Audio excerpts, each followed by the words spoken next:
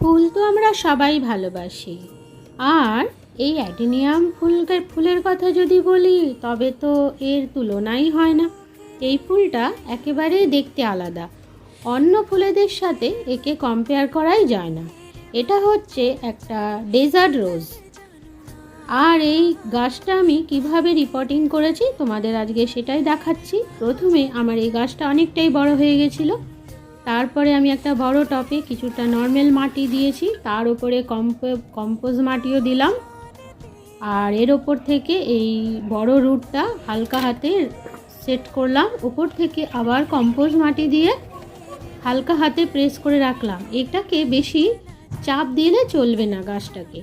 তারপরে ব্যাস 1 মাস পরে আমি এই ফুলগুলো পেলাম। এটা আমি দুর্গাপুজোর সময় রিপোর্টিং করেছিলাম। আজকে দেখো কত ফুল, আর আজকে তো অনেক বৃষ্টি হচ্ছে। আজকের মতো টাটা।